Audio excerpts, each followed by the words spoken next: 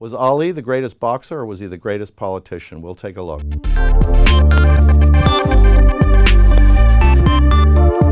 Danny, with the passing of Muhammad Ali, the question is raised, was he just a great boxer or was he also a great political figure? He was a great personality, Matthew. You can't separate. He was a performer. His poetry reading, his comments, he was a star. Everyone loved to watch him. Yeah, but he floated like a bee because he knocked everybody out, right? That's right. He was a great athlete to begin with, but he had a personality which included politics, obviously a conscientious objector against the war in Vietnam. But also, he was just fun to watch. If you watch him with Howard Cosell, the interviews, everyone was laughing, everyone was smiling. He was charming except in the ring where he was a ruthless competitor. Let's just go for the viewers a little bit through his career. Comes to fame in the 1960 Olympics, wins the gold medal for the United States, goes on to be the heavyweight champion of the world against, is it Sonny Liston, I believe, right, and is stripped of his title because he refuses to go into the U.S. Army during the Vietnam War. Was he right? Is that a transcendent moment in sports or politics? I think it's a transcendent moment in both, because when he said he wouldn't go in the Army, it was at the height of his career in his mid-20s, and he was obstinate. He said, I am a Muslim and I am going to be a conscientious objector. 3.5 years later, the Supreme Court justified what he said, and now we see when President Obama goes to Vietnam, we see President Clinton, President Obama speaking at his funeral. There is a certain justification for the position he took.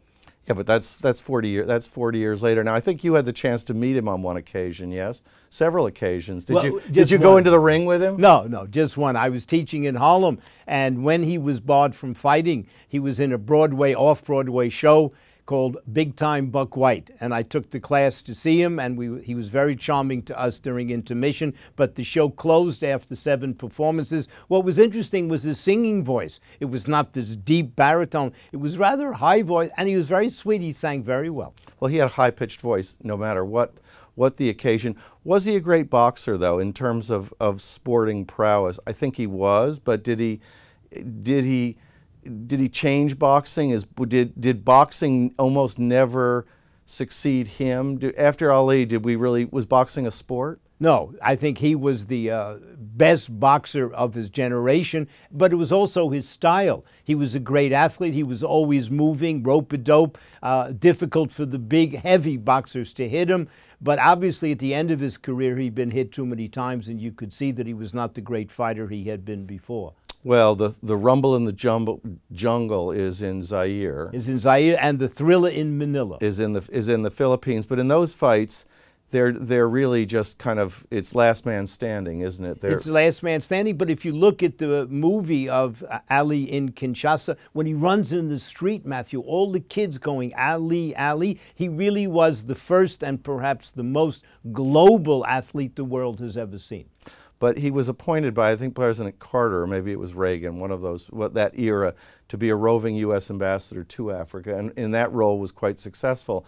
But did America respond to Ali because he was a champion or because he had a magic personality? I think more it was the magic personality, and I think people will remember when he lit the torch at the Olympics in Atlanta, and I think people will also remember when President Bush gave him the Freedom Medal for the United States. No, an amazing journey from a poor kid born in Louisville, Kentucky, to being a truly global figure. Last question, did Sonny Liston take a dive?